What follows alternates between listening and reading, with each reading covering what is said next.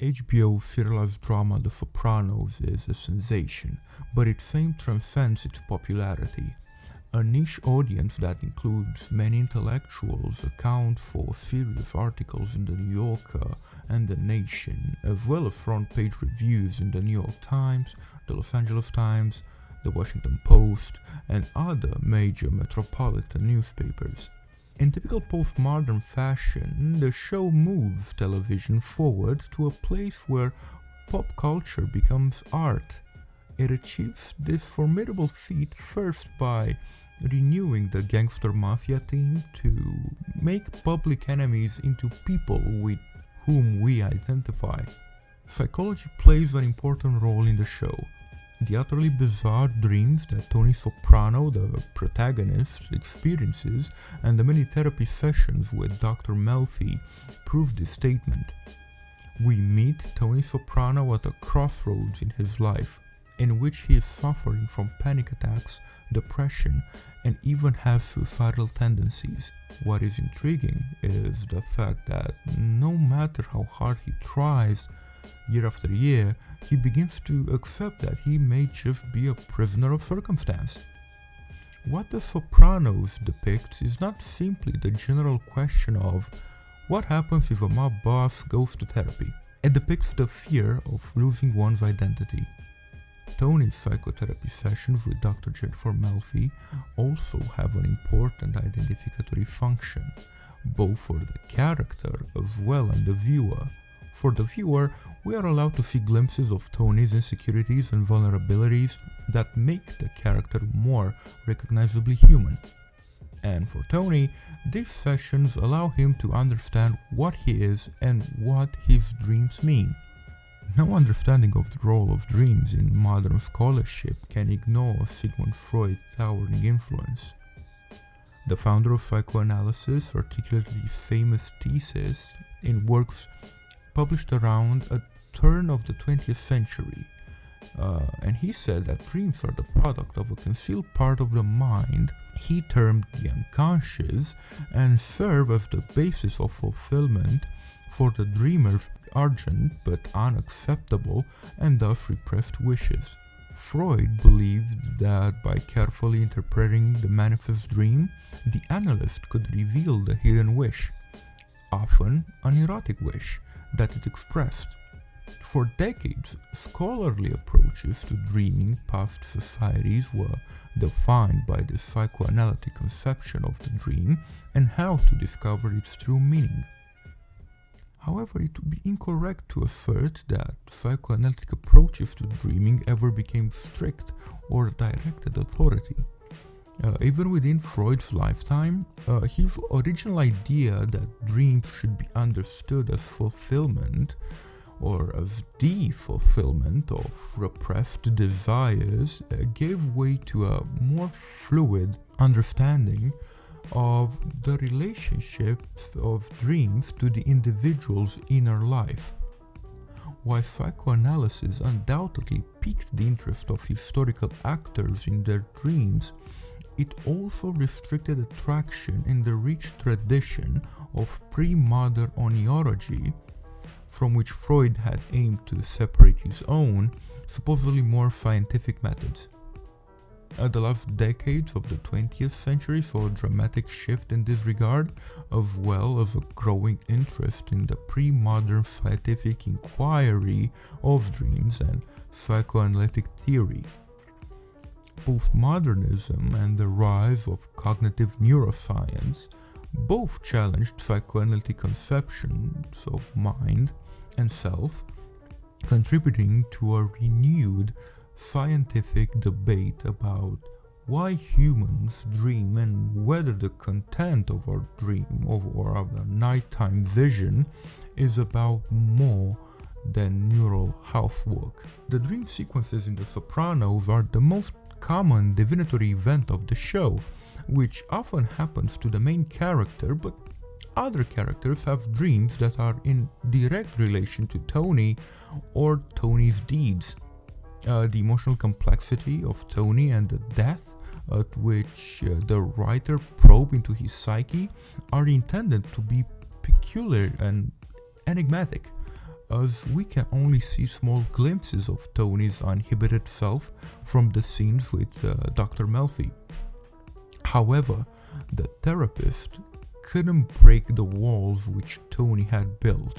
In other words, the identity of a powerful mobster, a symbol of masculinity and strength. One way in which the vulnerable Tony Soprano can be seen and understood is to go beyond the realm of the ego and investigate his unconscious mind through his various dreams and hallucinations. As Jung said, the dream shows the inner truth and reality of the patient as it really is, not as I conjecture it to be, and not as you would like it to be, but as it is. Possibly the Freudian emphasis on ad extra scientific objectivity is what led the two great thinkers to a different appreciation of dreams.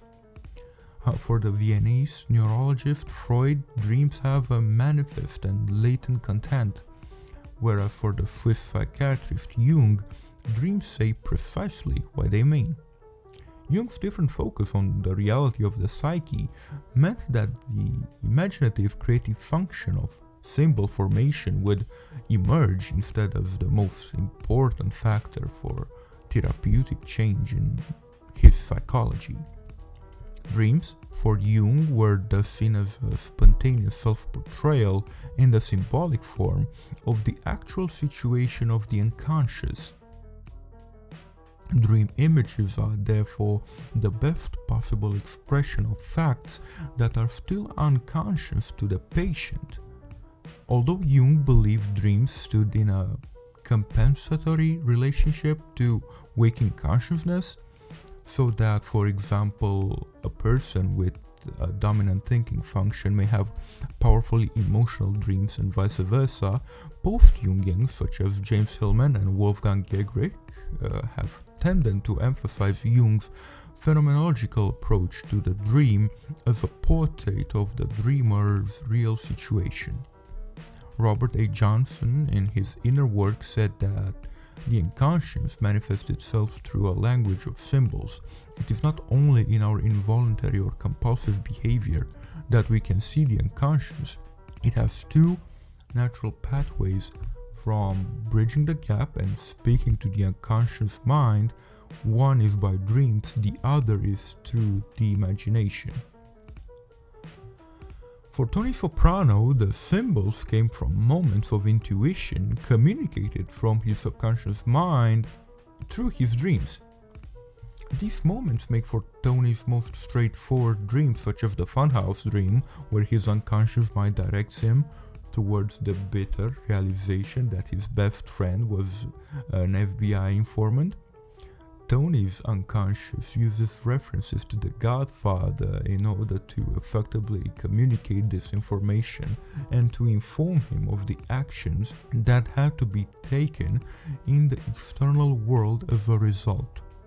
He dreams of a fish bank where one of the fish is able to talk directly to Tony. That fish had his best friend's voice. You know, I've been working with the government, right, Tone? This dream is a prime example of the unconscious mind working during REM, sleep, to solve problems in waking life, and it also displays Tony's trust in the messages sent from his unconscious self. The Funhouse Dream was David Chase's first major expedition to Tony's unconscious, and it is a significant episode for that reason, but it does not pull the curtain on Tony's true character and reveal his soft emotional side in the way we come to see in later episodes. But for that matter, we have the test dream, a dream sequence which lasts for half of the episode's runtime, appears to have a similar path as the previously discussed dream. However, it diverts into, in my opinion, interesting psychological territory. To give context, in the episode, Tony is estranged from his wife and children and goes to live by himself in the Plaza Hotel. He goes to see his cousin to vent out some personal issues. Another moment of intuition comes from the realization that his cousin acts anxious and agitated, and Tony immediately feels that something is wrong. What Tony doesn't know is that his cousin's friend Angelo was made a casualty in the ongoing conflict with the New York family. Tony's cousin is set to avenge Angelo, and that vengeance is bound to put Tony's personal and family life in peril. Fully aware of his cousin's unpredictable nature and the fact that he is already suspected of murdering another New York family member, Tony becomes distressed when Angelo's murdered and cannot get a hold of his cousin afterwards. The anxiety coming from the waking world manifested into his unconscious as well. The unconscious fuses the fear of losing his family and his business. The dream starts with Carmine Lupertazzi sleeping next to Tony. Carmine is a significant symbol for Tony in that it was his death that sparked the power struggle within the New York family. Carmine tells Tony about how he misses his wife and that it was lonely on the other side, introducing two of the major dreams of the dream: death and alienation. Carmine is the perfect opening symbol for the weirdness that is to come. In many cases, dreams contain information that is known to the dreamer in some way but cannot be sent to the unconscious mind in a more overt manner.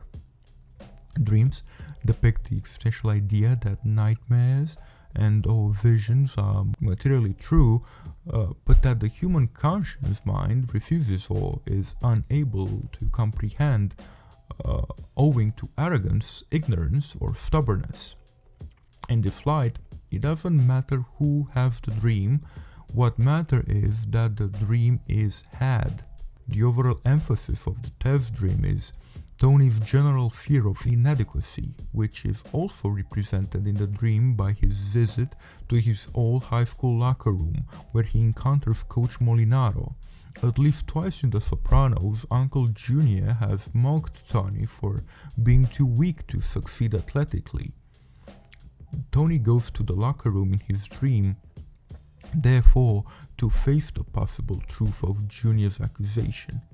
When Coach Molinaro begins to tell Tony how he failed to live up to his potential, Tony attempts to reject the truth of this judgment by shooting his old coach. He fails when the bullets fall out of his gun and dissolve as he tries to pick them up.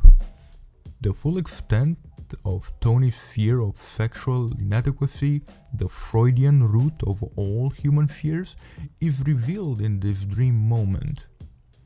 He leaves this part of his dream in the same psychological place in which he began it, unsure of his adequacy as a man. The word trauma stems from the ancient Greek meaning wound. In contemporary medical and psychiatric literature, Kathy Carrot writes that the term trauma is understood as a wound inflicted not upon the body but upon the mind. A wound inflicted by an emotional shock so powerful that it breaches the mind or the mind's experience of time, self, and the world, and eventually manifests itself in dreams and flashbacks. In this conception, an occurrence is traumatic not simply because it is forceful, but because it is unthinkable, in that it resists simple comprehension and cannot easily be assimilated into already established frameworks of understanding. The actual trauma itself is not the only aspect which is harmful to the victim. It is the repression of its memory which brings forth the symptoms.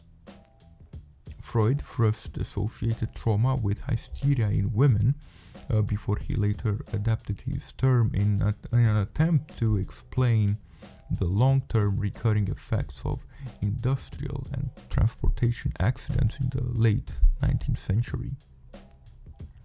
Trauma has increasingly become the subject of research and psychiatric practice, not only among people working in the field of psychology, but also it has captured the interest of many historians and literary scholars. Trying to define trauma is a very delicate task, and many times the real sense of this word is distorted to a certain extent because of the many issues in which culture has been at the center. While employing contemporary theories complementary to and sometimes making departure from Freud's, have the role of offering a better understanding of workings of trauma and to broaden the interpretative framework for the examination of representations of traumatic experience in literature, particularly in contemporary fiction. It is worth noting that Freud's psychoanalysis dealt with cases of hysteria and then moved to deal with veterans of the First World War. Therefore, the diversity of contemporary theories of trauma helped not only in the understanding of the concept, but also to take into account other social, political, sociological, and historical constructs, and the way trauma writers introduced them in a coherent narrative. And that is relevant to the Sopranos as well. A catastrophic event that takes up front position can be mentioned in the show as well, as Tony Soprano, a resident of New Jersey, lives through the period of 9/11 and his layers, such as Mafia boss, father, and even Italian American, are blurred, and he just becomes another American citizen trying to fight his war against terror. An example of this particular scenario is his relationship with the FBI agent who is now assigned to the Joint Terrorism Task Force, whereas before he was investigating Tony directly and the New Jersey Mafia. There have been many literary representations of 9/11 and a host of documented volumes on that fateful day and its consequences. The initial solidarity and sympathy that most of the world expressed on seeing the horror of the 9/11 attacks, many of the people both in America and abroad watching the event live on television rerun obsessively in the following days, leading to massive cultural trauma, considerably diminished in intensity and scope soon afterward.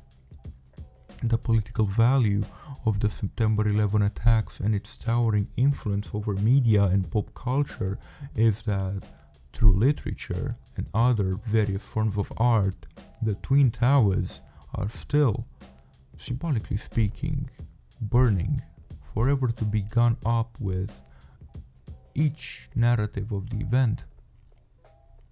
In this sense, identity is blurred, and now we can see that The Sopranos is not just a mob show, but a show about life in America.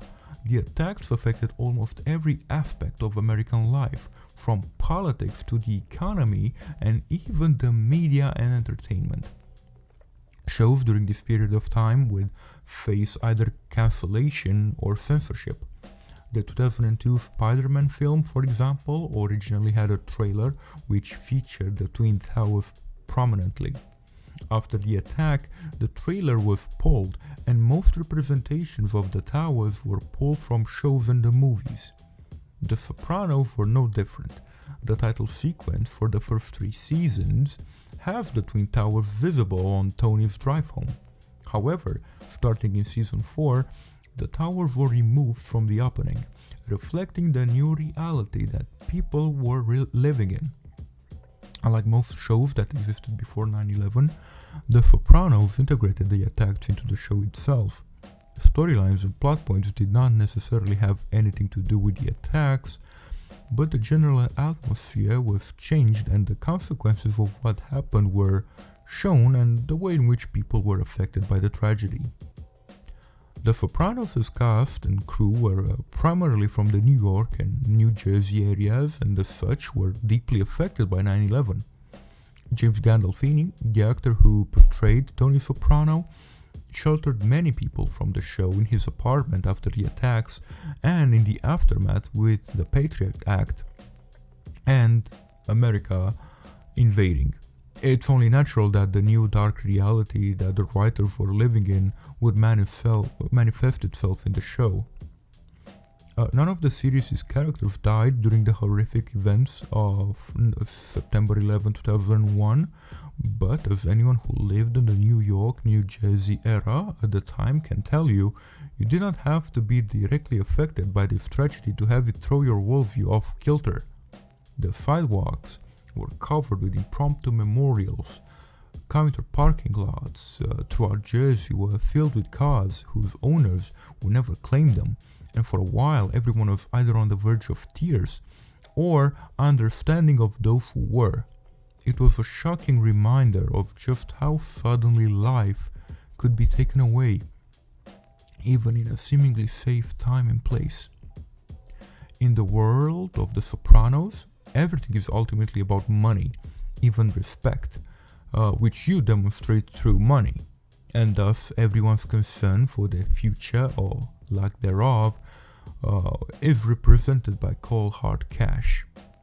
Carmela is stunned to see Angie Bonpensiero working as a supermarket sample lady and realizes that she, like any mob widow, or for that matter any 9/11 widow, could suffer a similar fate if she doesn't try to understand her husband's finances and have some say in the current and future distribution should she lose Tony. Meadow, Tony's daughter, was also affected by 9/11, but she became inspired unlike her father and brother. She became more passionate about human rights in the United States and provided criticism to Bush-era treatments of Muslims in America. I think it was great of the show to bring up the consequences of the war on terror, and it sparkled a conversation about how America was changing for the worse. The episode For All Debts Public and Private takes the Sopranos into middle age. David Chase, the creator of the show, didn't know at the time how long he intended the series to run, but its advancing years and the shocking real-life reminders of how swiftly things can end had him and the characters contemplating the conclusion like never before. It's hard to see things getting better for anyone from here. Referencing individual trauma, in this case, cultural trauma is a dimension apart, as it refers to more abstract and mediated notions of collective identity, including religious and national identity. The story of how identity became an important cultural issue and how it has developed up to now can be very long or very short, depending on where one starts it. If what is aimed at is a long, comprehensive account of the rising importance of identity problems in human cultural history, one can go back to the first preserved written texts. One such undertaking would feature a long succession of what will be called identity narratives, i.e. crafted stories in which those texts arose. Christopher Moltisanti, in the 8th episode of the first season, even says the words, "I got no identity." Even Brendan Filone's got an identity. He's dead. During the makings of the first season, David Chase, the creator, thought about the possibility of a mob boss going into therapy because he had issues regarding his mother. On a surface level, this may seem like a very simple idea, but this was the starting point in the exploration of Tony's mind. The brutal discovery that his own mother hates him and even attempted to kill him on top of the habitat filled with violence and crime in which the protagonist resides proved to be traumatic. This has also been shown in the flashback scene in which Tony sees his father chopping someone else's fingers. Later that day, Tony had a panic attack and fainted when he was looking at his mother's cooking in the kitchen, more specifically when she was cutting meat. When speaking about suffering due to traumatic stress, Kathy Carrot, in her traumatic explorations in memory, explains how numerous studies were made of trauma and the urgent need of learning about certain reactions to violent events and of ways to alleviate suffering. She also said that psychic trauma involves intense personal suffering, but it also involves the recognition of realities that most of us have not begun to face. If we are to talk about the historical context and the cultural context in which Tony was born into, there is a stigma regarding therapy as well. It comes from the belief that asking for help is a weakness. During these sessions, Tony introduces his admiration for Gary Cooper, the strong, silent type. Tony's concept of a real man is one who can handle his problems on his own, and silence complements the notion of omerta. Livia becomes a frequent topic of discussion because this is the main arc of the story. As Christopher Moltisanti would suggest, every character has an arc. Understanding Livia's impact on Tony is the arc of the first season's therapy. Initially, Tony expresses frustration regarding Livia's stubbornness and bitterness, but Tony would later have to deal with the fact that his own mother tried to have him killed. This one woman's lack of love affects him so deeply and contributes to Tony's general feeling of weakness. It can be argued that this woman's lack of love can be justified because, as far as I can recall, she had borderline disorder. However, this sense of guilt can be felt by Tony. At one point, he even tries to defend her by saying he was a bad son, that he tried to put her in a retirement community nursing home.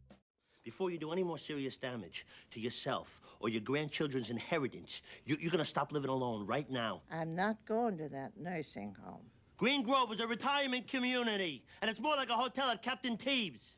Who's he? Captain owns luxury hotels or something, I don't know. That's not the point. The point is, I talked to Mrs. DiCaprio over there, and she says she's got a corner suite available with a woods view. It's available now, but it's gonna go fast. Of course it's available. Somebody died. Oh, Ma, you gotta stop. You gotta stop with this black poison cloud all the time, because I can't take it anymore. Oh! To this, Tony responds with, "Oh my, you gotta stop with this black poison cloud all the time, because I can't take it anymore." Regardless of the fact that Tony now recognizes her toxicity and will not allow any further contact, there is a tangle of anger, resentment, and guilt which have been with him from his childhood.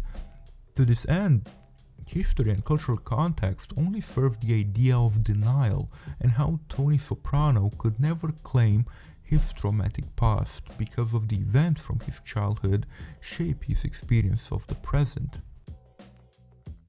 Tony's self-loathing has seldom been present in therapy, but at the conclusion of the show, he realizes how his feelings of responsibility only serve to reclaim the feelings of depression, anxiety, and the trauma which he experienced. In Tony's own words, when talking about his son after trying to commit suicide, it's in his blood, this miserable fucking existence. My rotten fucking putrid genes have infected my kid's soul. That's my gift to my son. In order to avoid self-harm, Tony Soprano involves himself with gambling, women, alcohol, and even drugs, and on top of that, at the end of the show, in season 6, Dr. Melfi refuses to continue the therapy sessions with Tony because she found out that talk therapy only validates Tony more, and he uses it as a means of sharpening his skills as a criminal. She admits that in 6 years they never really got anyone and only spun in circles, essentially defining Tony Soprano as a lost cause. I have a question to you. Was Tony Soprano getting better, or was he just getting better at justifying his bad behavior to both him and others, while still at the mercy of his vices and capable of engaging in the most repugnant acts? In my opinion, I would argue that the devolution of Tony Soprano is the fact that therapy worked. He was now able to commit crimes with no remorse and made him more accepting of his own flaws.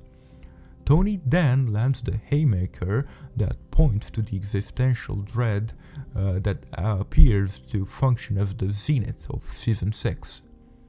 After all is said and done, after all the complaining and the crying and the fucking bullshit, is this all there is?